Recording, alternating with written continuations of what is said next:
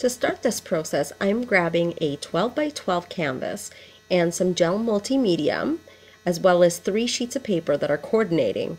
And all I'm doing is I'm tearing them, applying some gel medium on the back, as well as a little bit on the canvas so that it sticks nice to the canvas and it does not peel off. And I'm just applying a little bit more on the top and on the sides so that it does not lift or bubble.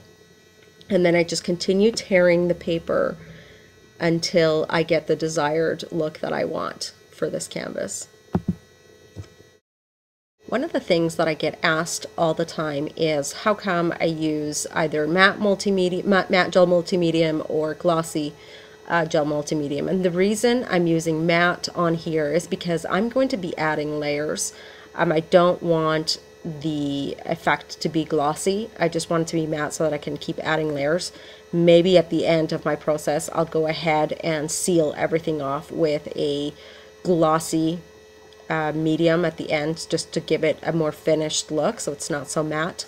The thing about matte gel multimedium is that it'll mute a little bit of your color, whereas a glossy medium will give you more of a true color of the paint or the paper, whatever it is that you're using. So that's why I'm using matte on here.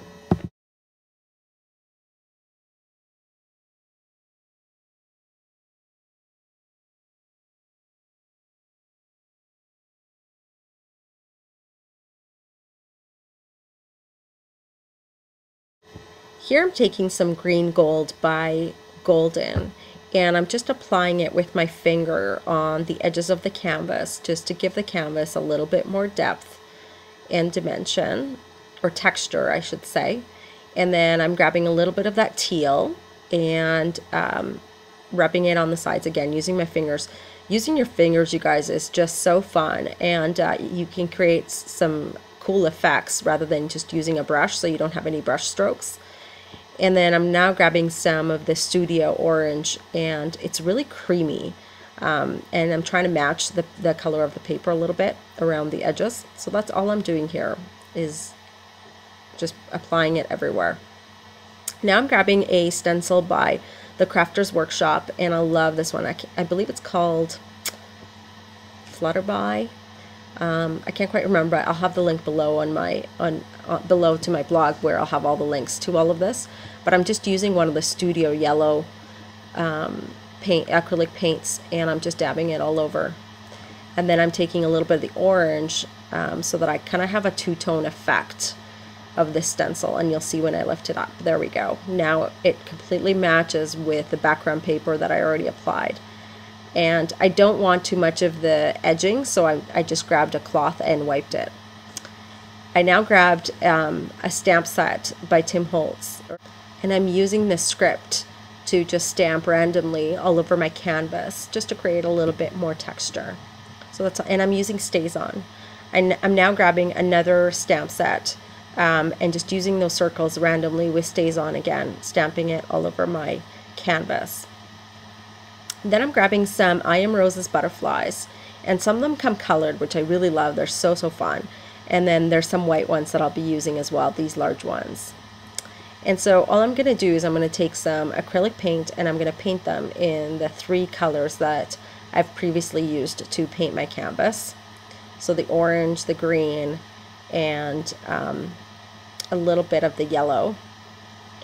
And then I'm going to take, or sorry, the teal, not the yellow. And then at the end of this, I'm just going to ensure that I dry them really thoroughly, and take some Gelato by Faber-Castell, and then go around the edges of my butterflies.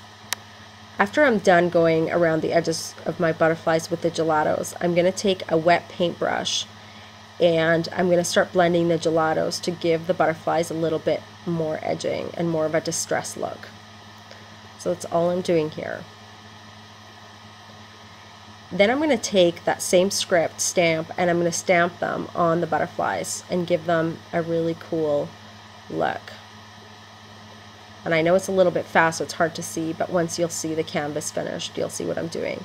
And then I'm just taking those 2 stamp sets, the script and the dots, and I'm stamping them all over the butterflies. I'm now taking a second stencil by the Crafters Workshop and just adding a little bit more dimension to my canvas with some of the yellow paint. So that's all I'm doing there and giving it a dry. Here's the third stencil by the Crafters Workshop, which I really, really love, which I'll be using in a minute, but I am just going to apply my butterflies with the multi-medium all over my page. So that's all I'm doing here. And you don't need to worry about the stays on or the paint running, because stays on is a permanent ink, so it's not going to run like if you used a water-based ink like Distress Stain. Now I'm using the stencil by grabbing some gesso and applying it all over the page, or all over the page, as you see. I'm going to be covering my image, and then you'll see that I'll take a cloth in a little bit and I will wipe the eyes, because I decided that I wanted the eyes to be blue and not black. So I will do that in a little bit, which you'll see. So just make sure you cover your entire stencil and then peel it off.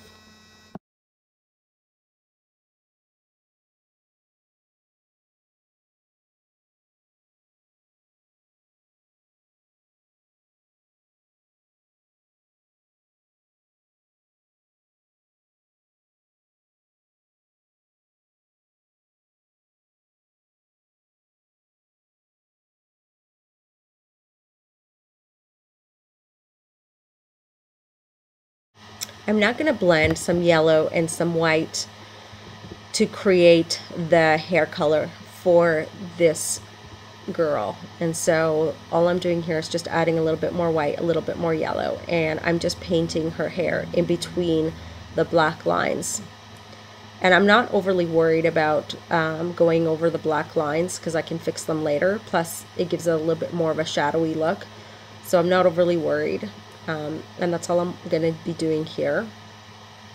And then once I'm done doing the hair in the yellow, I'm going to be taking a second color, which is a little bit darker, to create more of a highlighted look in her hair. Otherwise it's going to look not as natural.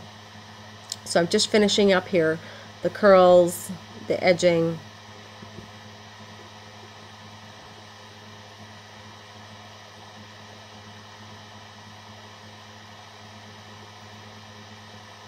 So here's that other yellow, and I'm just putting a little bit of water to make it more of a watercolor, and or washed down color, I should say, and then just creating a little bit of a highlight in her hair, shadow effect.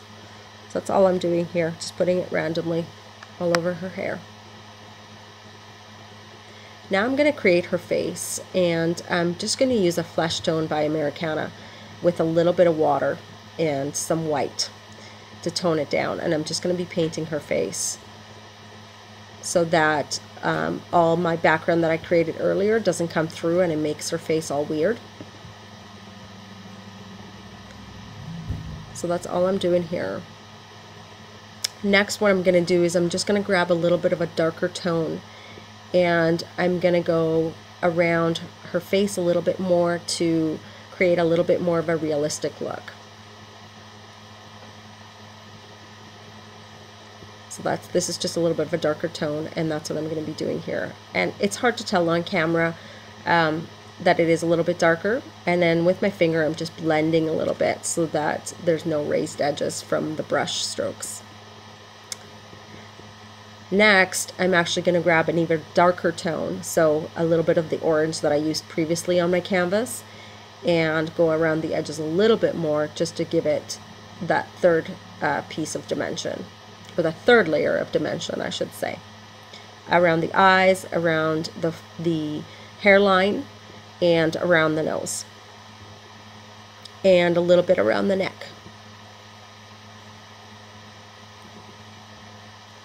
Next, I'm going to create her lips, and so I'm going to be using one of the red by Golden, and like I said, I'll post the links on my blog so that you can see. I'm taking an R77 Rose by Iamroses, and I'm applying some Helmar 450 Quick Dry and applying it to her hair to give her a beautiful little flower in her hair. Then I'm applying some black gelato all over the canvas, and with some water again. just to give it a more finished look in the end. That's the only reason I'm doing that. I think it just blends, the black just blends it all in.